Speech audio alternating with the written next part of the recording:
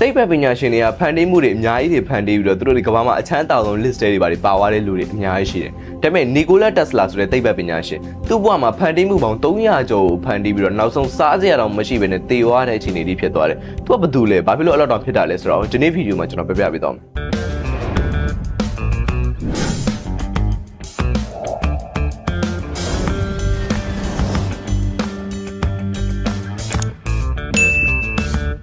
Nikola Tesla ကို1856ဇူလိုင်လ10ရက်နေ့မှာ Croatia ဆိုတဲ့နိုင်ငံမှာမွေးဖွားခဲ့တယ်။ Nikola Tesla ရဲ့အဖေကခရစ်ယာန်ဘုန်းကြီးတယောက်။ Nikola Tesla မှာအကိုတယောက်ရှိတယ်ညီမ3ယောက်ရှိတယ်။သူငယ်စဉ်ခါတော့သူ့အကိုနဲ့ပဲအမြဲတမ်းကစားလေးရှိတယ်။ game တော့ဆော့တယ်ငါးဖက်တယ်အဲ့လိုမျိုးကစားလေးရှိတယ်။ Nikola Tesla ရဲ့အသက်9နှစ်အရွယ်မှာသူ့အကိုမြင်းစီနေနဲ့မြင်းပေါ်ကပြုတ်ကျပြီးတော့သေသွားတယ်။အဲ့နောက်ပိုင်းမှာ Nikola Tesla ရဲ့အဖေကသူခရစ်ယာန်ဘုန်းကြီးဆိုတော့တနေရာနဲ့တနေရာပြောင်းသွားတယ်။ဆိုတော့နောက်တနေရာပြောင်းသွားပြီးတော့အဲ့နိုင်ငံမှာရှိတဲ့ Croatia နိုင်ငံမှာရှိတဲ့မြို့နယ်တခြားမြို့နယ်ကိုပြောင်းသွားတယ်။ပြောင်းသွားပြီးတော့သူကအမှကျောင်းစားတယ်Nikola Tesla အဲ့မှာကျောင်းတက်ရင်လည်းငယ်တော့သူအရန်ကိုစာတော်တဲ့ကျောင်းသားတယောက်ဗျာ topper လို့တော့ပြောလို့ရတယ်အရန်ကိုစာတော်တယ်သူတက်တဲ့ language ပေါင်းက6ခုတက်တယ် language 6ခုတက်တယ်ဆိုတာနည်းတဲ့ကိစ္စမျိုးမဟုတ် language ဆိုတာဘာသာစကားဗျာဘာသာစကား6ခုတောင်တက်တယ် Nikola Tesla ပြီးနောက်တစ်ခုကသူအဲ့ရနေပြီးတော့ Austria ကိုရောက်သွားတယ် Austria ရဲ့ Polytechnic မှာသူကျောင်းတက်တယ်အဲ့ Polytechnic မှာသူတက်နေတယ်မှာဘာဖြစ်လဲလို့ပြောဆိုသူတို့ကျောင်းကဆရာအဲ့ချိန်မှာ DC Dynamo ကျောင်းကိုရှင်းပြတယ်ရှင်းပြနေတဲ့အချိန်မှာသူကတခုစဉ်းစားမိသွားတယ်သူ့ဆရာကိုလှမ်းပြီးတယ် DC Dynamo ကနေပြီးတော့ AC DC ကိုဖြုတ်ပြီးတော့ဗျာ AC ကျွန်တော်တို့သုံးနေဆိုရင် alternative current direct current မဟုတ်ဘဲနဲ့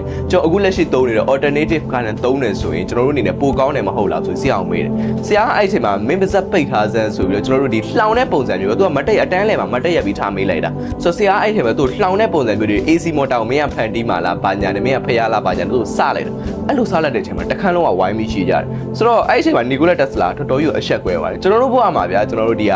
ဒုက္ခရောက်တဲ့အခါမျိုးတွေကျွန်တော်တို့အဆက်ကွဲတဲ့အခါမျိုးတွေဘယ်တော့မှမမေ့ဘူးကျွန်တော်တို့ဒါဒုက္ခရောက်တာနဲ့အဆက်ကွဲတာနဲ့မတူဘူးဗျာလမ်းဘေးမှာကျွန်တော်တို့ပြုတ်ကျသွားတဲ့အခါမှာလူတွေအကုန်လုံးဝိုင်းရည်တယ်ဆိုရင်ဒါကျွန်တော်တို့အဆက်ကွဲတာအဲ့အဆက်ကွဲဆိုနောက်တစ်ခါအဲ့နာမှာကျွန်တော်တစ်သက်လုံးပြုတ်မချရတော့ဘာဆိုလူဆိုအဲ့လောက်အမှတ်သေးကြီးရှိတယ်ဒုက္ခရောက်တာနဲ့အဆက်ကွဲတာနဲ့ဆိုအဆက်ကွဲတာကိုကျွန်တော်တို့ပို့ပြီးတော့အမှတ်သေးကြီးရှိတယ်အဲ့ချိန်မှာ Nikola Tesla သူဆုံးဖြတ်လိုက်တာငါ့ဘဝမှာ AC ကားတော့ငါရအောင်ဖန်တီးပဲဆိုသူစိတ်တက်တွေပြင်းထန်လာတယ်သူကြောင်းတက်တုံးကပဲသူအဲ့လိုမျိုးကြောင်းတက်နေနေပါဆက်ဖြစ်လဲလို့မျိုးဆိုလောင်းကစားပိုင်းကိုသူလျှောက်သွားတယ်လောင်းကစားကိုဆွဲလန်းပြီးတော့မှသူကြောင်းဆက်မတက်နိုင်တော့ဘဲနဲ့သူလုံးဝကြောင်းထွက်လိုက်ရတဲ့အခြေအနေမျိုးတွေဖြစ်သွားတယ်အဲ့ကြောင်းထွက်ပြီးတော့သူဖုန်းကုမ္ပဏီတစ်ခုမှအလုပ်လုပ်တယ်ဖုန်းကုမ္ပဏီမှာသူလုပ်ရတဲ့ပုံစံပါလဲလို့မျိုးဆိုဒီအလုပ်ကျန်းပုံစံမျိုးပေါ့ဗျာကျွန်တော်ဒီ tower တိုင်းနဲ့ဟိုးပေါ်တက်ပြီးတော့ဒီဆက်သွယ်ရေးပုံစံမျိုးတွေတွားကြည့်ရမျိုးဒါပေမဲ့သူ engineer တော့မဟုတ်ဘူးဗျာဒါပေမဲ့အဲ့လိုမျိုးတွေတွားကြည့်ရတဲ့အပေါ်မှာသူအဲ့လိုမျိုးတွေအလုပ်ကျန်းတွေလုပ်တယ်အဲ့မှာတဖြည်းဖြည်းနဲ့သူကအဲ့လုပ်ကိုလည်းလုပ်တယ်သူဝါသနာပါတဲ့ဒီ AC ကားတောင်လည်းဖန်တီးဖို့သူ laboratory တွေမြဲသွားတယ်တက်ခွဲကနေမြဲသွားတယ်အဲ့လိုတက်ခွဲကနေသွားနေနေမှာတဆင်ပါ Thomas Edison နဲ့သူစတွေ့သွားတယ်ဒါပေမဲ့ Thomas Edison ကြောင့်ကျွန်တော်တို့ကြည့်မယ်ဆိုတော့ Thomas Edison ကြောင့်လည်းကျွန်တော်ပြောပြခဲ့ပါသေးတယ်အဲ့ဒါဟိုးအရင်တော့ဗီဒီယိုမှာကျွန်တော်ပြောပြခဲ့ပါသေးတယ်ဒီ Nikola Tesla အကြောင်းလည်းကျွန်တော်ဟိုးအရင်တော့ဗီဒီယိုမှာပြောပြခဲ့ပါသေးတယ်ကျွန်တော်ပြန်တောင်းဆိုတာလို့ကျွန်တော်ဒီ version နဲ့ပြန်ပြောတာပေါ့ဆိုတော့အရင်တော့ကျွန်တော်တခြားနေရာမှာထိုင်ပြီးပြောတာဒါပေမဲ့အခုကတော့ဒီနေရာမှာထိုင်ပြီးပြောတာပေါ့ဆိုတော့အဲ့ Thomas Edison ကအဲ့ချိန်မှာရန်အောင်မြင်တဲ့လူတစ်ယောက်ဖြစ်နေပြီသူကဘာလုပ်လဲလို့မျိုးဆိုကျွန်တော်ဒါ DC direct current နဲ့ကျွန်တော်ဒါမီးအိမ်နေအသုံးပြုတာတို့ဘာလို့သူကလုပ်ပြီးတော့အဲ့ဒါကြီးရောင်းပြီးသူစီးပွားရေးရှာနေပြီအဲ့အချိန်မှာ Nikola Tesla ဘာမှမဖန်တီးရသေးဘူးဒါပေမဲ့အဲ့ Nikola Tesla နဲ့သူနဲ့တွေ့သွားတဲ့အချိန်မှာဗျာ Nikola Tesla နဲ့ Thomas Edison နဲ့နှစ်ယောက်က laboratory မှာတွေ့တယ်တွေ့တဲ့အခါမှာ Nikola Tesla မှာ AC motor ဖန်တီးသွားတယ်အဲ့လို AC motor ဖန်တီးပြီးတော့ Nikola Tesla Thomas Edison ရောင်းဖို့ကြိုးစားတယ်ငါ AC motor မင်းပြန်ရောင်းမယ်ဆိုပြီးပြောတယ်အဲ့ဒါ Thomas Edison ကပြောတယ်ငါ AC motor တော့ငါမင်းစီရမွေးအခုလက်ရှိ DC motor ကိုပဲပိုကောင်းအောင်လုပ်ပေးဆိုပြီးပြောလိုက်တယ်ဆိုတော့အဲ့လိုပြောလိုက်ရင်တကယ်လို့လုပ်ပေးတယ်ဆိုရင်မင်းကဒေါ်လာ9000ပေးမယ်ဆိုပြီးတော့ Thomas Edison က Nikola Tesla ကိုပြောလိုက်တယ်အဲ့ Nikola Tesla ပတ်စံမရှိဘူးဗျလုံးဝပတ်စံမရှိလို့တယောက်ဆိုပတ်စံလိုချင်တဲ့အတွက် DC motor ကိုသူအကောင်းဆုံးဖြစ်အောင်သူဖန်တီးလိုက်တယ်သူလုံးဝ project လည်းပြီးပြီးတော့သူအပ်တဲ့အချိန်မှာ Thomas Edison ကိုပြောတယ်ဒီ project တော့ပြီးသွားကျွန်တော်ဒေါ်လာ9000ပေးမယ်လို့ပြောတာပေးပါအောင်လို့ပြောတော့ငါမင်းပတ်စံမပေးနိုင်ဘူးငါမင်းစလိုက်တာဘာညာနဲ့အဲ့လိုပြောလိုက်တယ်အဲ့ချိန်မှာ Nikola Tesla ပထမဆုံးတစ်ချိန်အရန်ကိုတောင်းဖြစ်သွားတယ်အဲ့ဒါလည်းပြီးတော့လူမီးရောင်းတဲ့စီးပွားရေးသမားနှစ်ယောက်က Nikola Tesla ကိုလာတွေ့တယ်လာတွေ့ပြီးတော့အဲ့လိုမျိုးပဲသူ့မျိုး project တစ်ခုဖန်တီးပေးဖို့ပြောတယ်ဒါပေမဲ့အဲ့ချိန်မှာအခုချိန် Nikola Tesla ဘာပြောလဲလို့မလို့ဆိုရင်ကျွန်တော်ကိုအဲ့ project တွေဖန်တီးဖို့ကျွန်တော်မလုပ်ပေးနဲ့ကျွန်တော်အခုလက်ရှိ AC motor ထုတ်နေတယ် AC motor ကတော့ထုတ်ပြီးသွားပြီဒီဟာကိုပိုကောင်းအောင်လုပ်ဖို့အတွက်ကိုပဲကျွန်တော်ကို fan ငွေထုတ်ပေးနိုင်မလားလို့မေးတယ်အဲ့ businessman နှစ်ယောက်ကလည်း fan ငွေထုတ်ပေးလိုက်တယ်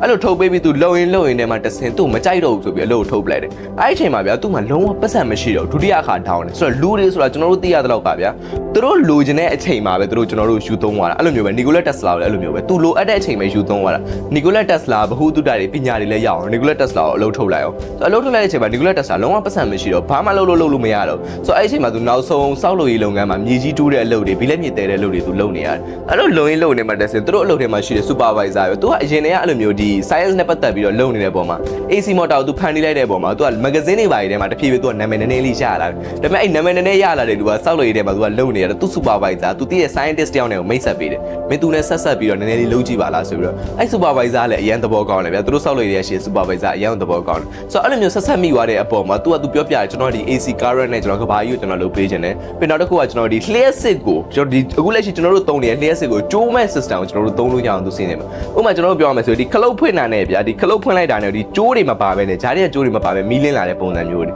ဆိုတော့ तू အဲ့ဒါတွေဖန်တီးဖို့ तू လုပ်တာအဲ့ထက်က plan ချနေတာဗျာဆိုတော့အဲ့လိုမျိုးအခြေအနေမှာဒါပေမဲ့အခုအချိန်မှာတော့အဲ့နီးပညာနည်းနည်းလေးတော့ကျွန်တော်တို့ရောက်လာပြီအခုလက်ရှိကျွန်တော်တို့ iPhone ထဲမှာ Siri ရှိတယ်ဆိုရင် Siri နဲ့ထွန်းတဲ့မီးတွေရှိတယ်ဗျာဆိုတော့အဲ့နီးပညာကျွန်တော်နည်းနည်းလေးတော့ဟိုရှေ့ရောက်လာပြီလို့ပြောလဲဒါပေမဲ့အဲ့ဒါကိုဟိုးအရင်တွေက Nikola Tesla စတင်ခဲ့တာ1800ကျော်တဲ့အဲ့ဒါနဲ့အဲ့သိပ္ပံပညာရှင်ကဘာပြောလဲလို့မျိုးဆိုရင်မင်းဘန်မှာရှိတဲ့လူတယောက်ကိုတွတ်တွေ့ပြီးတော့သူပြောပြလိုက်တယ်ဗျာဆိုတော့ဒီလူကိုတွတ်တွေ့ပြီးတော့မင်းလုပ်ခုတဲ့ project တွေပြောပြပြီးတော့မှတစ်စင်ဘာလုပ်တင်လဲငါ့ကို fan ငွေပေးမလားဆိုပြီးပြောတယ်အဲ့နဲ့သူဘန်ရှိတဲ့သူတယောက်သူတွတ်တွေ့ပါတယ်အဲ့ဘန်ကိုတွတ်တွေ့ပြီးတော့ဘန်လည်းသူ fan ငွေထုတ်ပေးတယ်အဲ့ထုတ်ပေးတဲ့အချိန်မှာသူစပြီးလုပ်တာ alternative current clear sit ဆိုပြီးတော့ကျွန်တော်တို့အခုလက်ရှိသုံးနေအဲ့ဒီအချိန်တော့ကျွန်တော်တို့သုံးနေတဲ့ clear sit ကဘာလဲလို့မျိုးဆိုရင်ဒီ clear sit ဆိုရင်မီးထုံးဖို့ပဲကျွန်တော်တို့သုံးကြတာဒါပေမဲ့အဲ့မှာ Nikola Tesla ဘာလုပ်လိုက်လဲမျိုးဆို clear sit ကိုသုံးပြီးပန်ကာဖွင့်လို့ရအောင်လို့ clear sit ကိုသုံးပြီးတော့တခြား system တွေအသုံးပြုလို့ရအောင်ဆိုပြီးသူစပြီးဖန်တီးလိုက်အဲ့နောက်ပိုင်းမှာအဲ့ကုမ္ပဏီကရှိတဲ့ engineer တွေနဲ့သူအများကြီး project တွေအများကြီးလုပ်ခဲ့တယ်အဲ့မှာစပြီးမနာလိုမှုကစတင်တာပဲဘယ်လိုစတင်လဲလို့မျိုးဆို Thomas Edison ရဲ့မနာလိုမှုကျွန်တော်ပြောရမယ်ဆိုရင်ဗျာ Thomas Edison က DC နဲ့မီးရောင်းနေတာဒါပေမဲ့သူက AC နဲ့ပန်ကားတွေ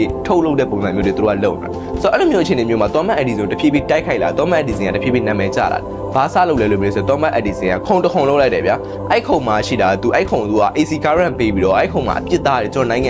နိုင်ငံမှာရှိတဲ့အပြစ်သားတွေရှိတယ်ဗျာအဲ့အပြစ်သားတွေကိုအပြစ်ပေးတဲ့ပုံစံမျိုးတွေသူတို့သေသွားတဲ့ပုံစံမျိုးတွေသူက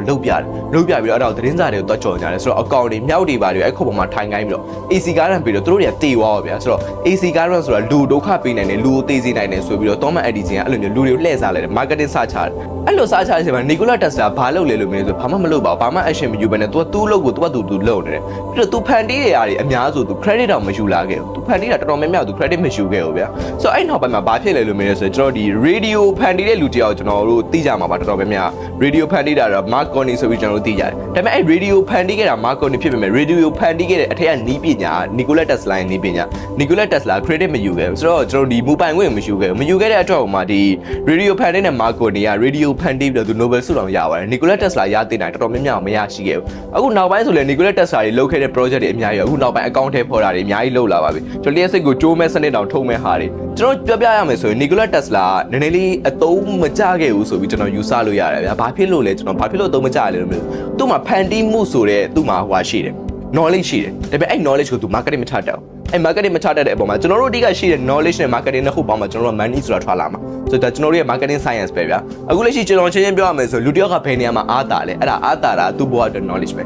အဲ့ knowledge ကိုကျွန်တော်အဲ့ knowledge ကိုထားပြီး marketing ဘယ်လိုဆင်းမလဲအဲ့ marketing နဲ့ knowledge နှစ်ခုပေါင်းတော့မှာပဲကျွန်တော်တို့ပတ်စံဆိုတာထွက်လာဆိုတော့ Nikola Tesla သူ့မှာ knowledge တစ်ခုပဲရှိပြီးတော့ marketing မချတတ်တဲ့အတွက်ဟိုမှာသူ့မှာရှိတဲ့ knowledge တွေအကုန်လုံးတော့သူအသုံးပြုခဲ့တယ်ဒါပေမဲ့ပတ်စံလုံးဝမရှိဘဲနဲ့နောက်ဆုံးပြသူတေကန်နေတော့မှ biscuit တစ်ခုနဲ့နွားနို့တစ်ခွက်တောက်ပြီးတော့တည်သွားတယ်ဆိုပြီးတော့ကျွန်တော်တို့ကြားလိုက်ရတယ်ဆိုတော့အခုလက်ရှိ science ကိုစိတ်ဝင်စားတဲ့လူတွေတော်တော်များများလဲ marketing ကိုလေ့လာတာပါဆိုပြီးတော့ကျွန်တော်ဒီနေ့အကြံပြုလိုက်ချင်ပါတယ်လူတွေဆိုတာဗျာမအောင်ငင်အဆင့်30ကိုကြော်ဖြတ်ရတယ်နံပါတ်1ချက်ဘာအဆင့်လဲလို့မေးတယ်ဆိုရင်လူတွေစပြီးတော့မုန်းတိလာတဲ့အဆင့်ဆိုတော့အဲ့အဆင့်မှာတွေကလူတယောက်ကြာရှုံးသွားပြီဆိုရင်တော့သွားပြီလူတွေပထမအဆုံးမင်းကိုမုန်းတိလိုက်မယ်ဒုတိယအချက်လူတွေစပြီးတော့မင်းကို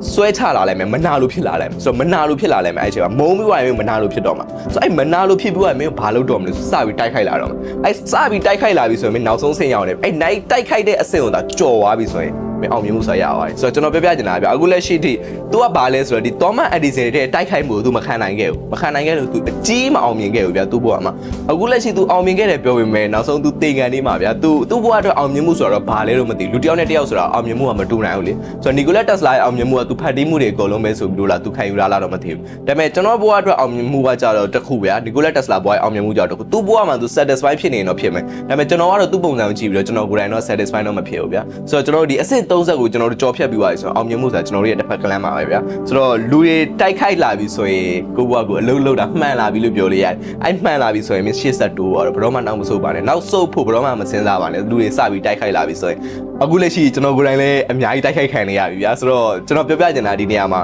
တိုက်ခိုက်ခံရတိုင်းကျွန်တော်တို့ခေါင်းကိုမခံနဲ့ဗျာခါလီကောင်းပြန်မောပြတယ်အဲ့ဒါမှလည်းကိုမွေးဆိုတာသိ